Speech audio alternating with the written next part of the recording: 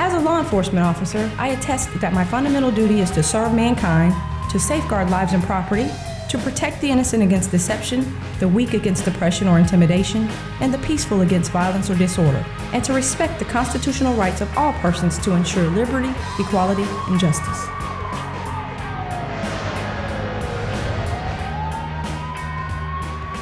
Welcome to Gainesville PD On Duty, where we take you behind the badge of the Gainesville Police Department. My name is Officer Ben Tobias, and I'm the spokesperson for the agency. Each month, I invite a different member of the agency to join me in the studio. I'm happy to have Officer Ed Wilkins with me today, even though he makes me feel short, and I'm 6'2". So welcome, Ed. Tell us about your role here at the Gainesville Police Department. Thanks for the invitation, Ben. Well, I'm currently assigned to the training unit, which means I teach our officers through a year with in-service training, and also help our new officers learn the skills to make them great officers. Our division is proud to make sure that Gainesville is served and protected by the best. Ed, I'm glad to have you with us today as well. On this episode, we conduct a ride-along, then we learn more about what the Stuff Gruff has been up to, and finish the episode with news of a very exciting award received by a GPD officer. We know that our viewers always enjoy ride-alongs, so we try to have them frequently. We recently rode with Corporal Fred Malaragno, who is one of our acting supervisors. The first-line supervisory duties are normally handled by sergeants, but due to some recent retirements, we are down a few. Our corporals are frequently given these supervisory roles in addition to their normal duties. Let's see how Corporal Malaragno is doing as an acting supervisor. I'm Corporal Malaragno. I'm currently assigned as an acting supervisor for Team 2 on evening shift. The evening shift are the hours between 4 o'clock, or we refer to it in military time as 1600 hours, to 3:25 in the morning, or 0325 in the morning. We try to focus on our higher priority crimes. During the night, a lot of times we have our burglaries. So we spend a lot more times in the neighborhoods, the apartment complexes, the student neighborhoods and stuff like that, and really focus on making sure that the homes and the vehicles are secure, and especially the young kids that are walking to and from their houses and downtown, and making sure that they're safe. And essentially, you know, I'm here as support. I'm here as support for the officers that are currently handling calls and being dispatched to calls. If they need something, if they have questions, something that I could answer that, you know, a lot of calls we go to that some officers still haven't experienced and maybe not know how to handle it. So we're there just purely to back them up. Anything that we can do to assist them, and then also when those priority calls come out, you know, we're able to get there and help direct and get the proper resources to the officers so that they can handle the call properly. How you doing, sir? Corporal Malaragno with the Gainesville Police Department. I know this is a rental car, so you got to check your headlights for me, make sure that they're on. Yeah, they are automatic, but it probably was set to stay off. So your headlights are on. You got a driver's license available for me? I've been here with the Gainesville Police Department for about 10 years. I've been here in the city of Gainesville for about 13 years. It's a smaller community. You definitely get to know a lot of individuals at work and outside of work, which helps while at work because you're able to maybe resolve issues, or you're able to come up with resources that you develop throughout your career here in and out of work, that you're able to help others. Just those bonds or friendships that you gather here, you can utilize to make your job easier, or somebody else's life easier, and to help them solve whatever problem they are having at that moment. We're going to a suspicious person. It looks like it's going to be a medical emergency. There's an individual that was observed passed out outside of a store. A couple officers are on scene tending to that individual. I believe EMS has been contacted and requested to respond and give assistance to that person. I think that he's going to go see a doctor and hopefully get whatever treatment he needs. So, thank you for calling. I find it most important that, you know, when I do show up on scene and assist officers or individuals, that we're able to provide tools to help the officer continue on with the investigation. And it also helps to maintain the safety, not only for the officers and the citizen, to have somebody kind of overseeing or seeing the big picture, to see anything that we might have missed, to continue on with the investigation. I feel as a field training officer, or someone who's assisted in training officers throughout the past several years of my career, the most important part is to show them guidance and show them the direction of maybe a case needs to handle, instead of stepping in and doing it for them, but letting them create their own way of handling a call or completing the investigation. I've been here for about 10 years. I love being a police officer. I enjoy helping people in their time of need or in crisis. I'm a problem solver, so I like helping individuals solve their problems or what they deem to be probably the most stressful part of their life at the moment. Corporal Melaragno is one of the many corporals that works around the clock to help keep Gainesville safe and to be a leader to our young officers. After the break, we'll share some breaking information we've received about the creature known as the Stuff Gruff. Stay with us. Gainesville PD on duty. We'll be right back.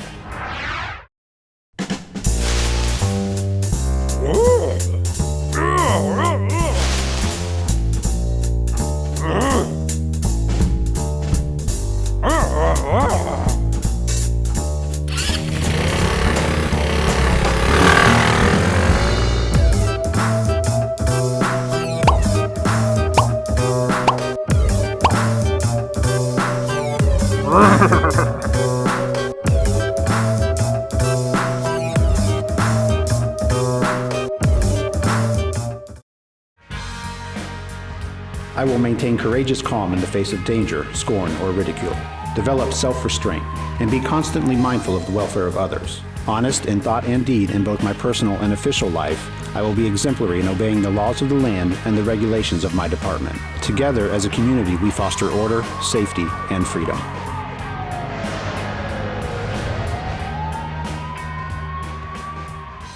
Welcome back to Gainesville PD on duty.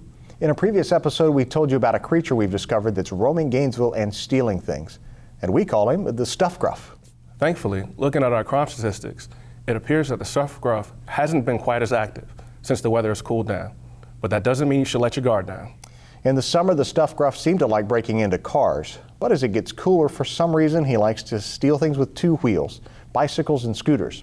Let's visit our crime prevention unit to hear more about what the Stuff Gruff is up to lately. Hello, I'm Officer Justin Torres with the Gainesville Police Department. I work in the Crime Prevention Division, and I'm also on this new task force to identify and discover and reveal the nature of the Stuff Gruff. And for those that may not have heard of what the Stuff Gruff is, it's a creature that's emerged from the woodland areas and has been encroaching into the city. They're kind of short in stature. It makes it easier for them to move around and hide in the shadows. They're very furry, this long beard, kind of multicolored. It's like a Florida Yeti. And the thing about the Stuff Gruffs, they will steal anything if it's not nailed down to the ground. Currently, we are seeing a large increase in stolen scooters and bicycles throughout the entire city. My unit has been tasked to investigate a lot of these crimes and how do we prevent these crimes from occurring throughout all of our neighborhoods. Many of the apartment complexes where you see scooters gathered in the parking lots are being targeted, and they are very, very easily identified by Stuff Gruffs. They will go in and just kind of look at, see what scooters have any kind of locking mechanisms on there.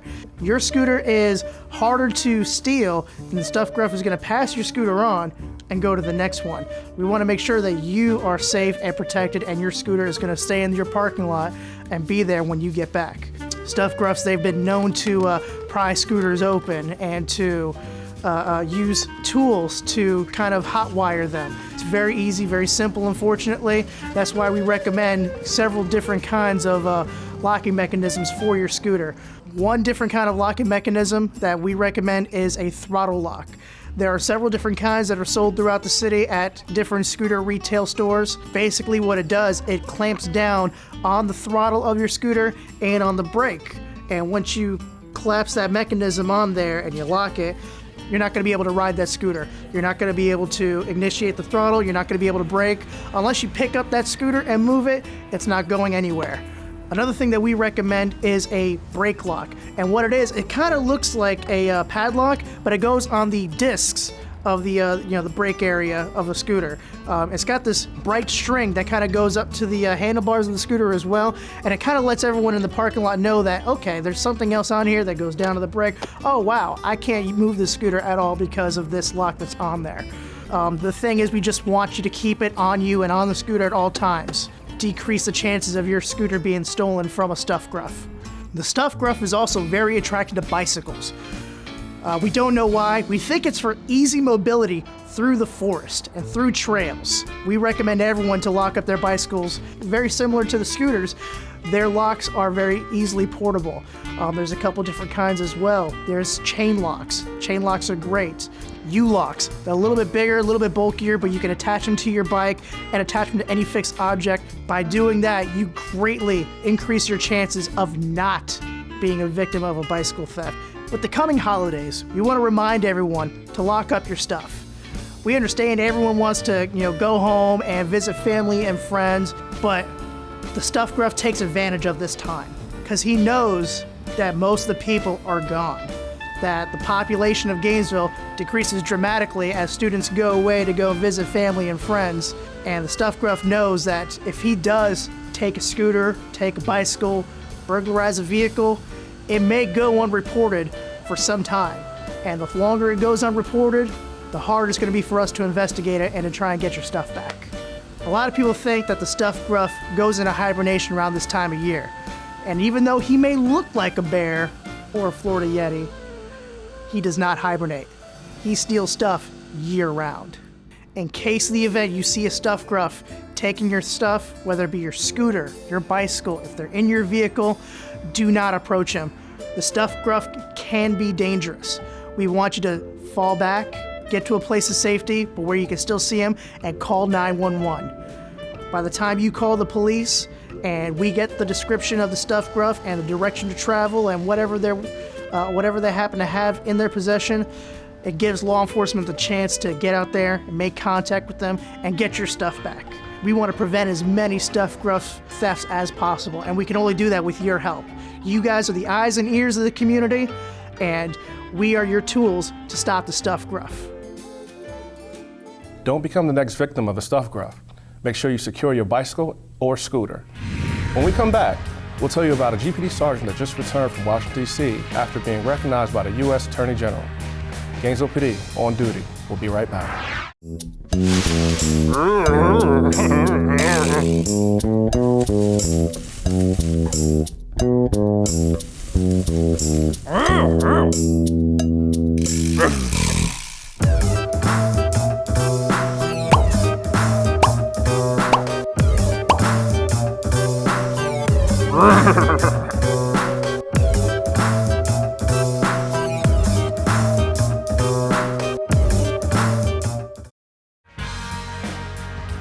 I will never act officiously or permit personal feelings, prejudices, animosities, or friendships to influence my decisions. With no compromise for crime and with relentless prosecution of criminals, I will enforce the law courteously and appropriately, without fear or favor, malice or ill will, and never employing unnecessary force. It's no secret that it's a difficult time for our country when it comes to relationships between police and the communities they serve. It seems like every time you turn on the TV or visit the internet, you're met with a story about a negative interaction with police. We like to think that we are much different here in Gainesville. We pride ourselves with how embedded we are in the community, and we constantly strive to be the best we possibly can for each of you. GPD Sergeant Audrey Mazuka is part of our Youth and Community Services Division and recently traveled to Washington, D.C. to receive a Community Policing Award from the U.S. Attorney General herself. We could not be more proud. Today we're looking back over the past year and recognizing those sworn officers who have shown an uncommon commitment to responsive and cooperative policing. We want to draw national attention to your transformative work. And that's why we're here today, to thank you, to honor you, and to celebrate a truly outstanding group of public servants. In the category of innovations in community policing for agencies serving a population between 50 and 250,000, the Attorney General's Award is presented to Sergeant Audrey Mazuka of the Gainesville Police Department, Florida. Hi, I'm Sergeant Audrey Mazuka, and I work in the Youth and Community Services Bureau. It was very exciting to go to Washington, D.C. And represent the Gainesville Police Department there on a national level. The award I received is 3 parts to it. First is our police-youth dialogues, open communications between law enforcement and the youth in our city. Every month, we put together 12 officers, young people from our community, and they get together, they share a meal, They talk about stereotypes, expectations, what can law enforcement do better, and also what the young people can do better when it comes to interactions. And we've seen relationships develop from these dialogues. Most of the kids that come, they want to come back. They appreciate that opportunity to have just that officer to themselves, because usually when they see us in the community, we're going call to call. We're dealing with a situation where we can't really spit it out or talking about whatever the kids want to talk about. So it's a unique opportunity, and we're seeing benefits from it.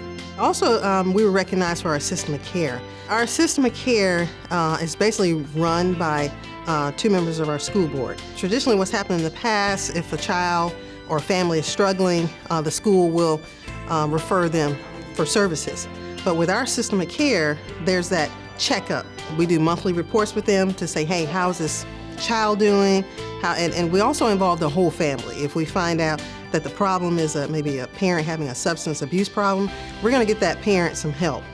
So it's designed to service the entire family, and it's also to monitor the services. I definitely credit our strong school to prison pipeline group for helping to put that in place.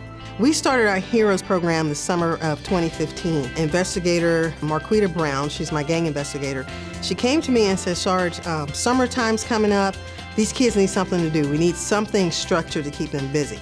So she and I, we basically put this program together, a 6-week summer program, which at the time we called it Summer Enrichment Program.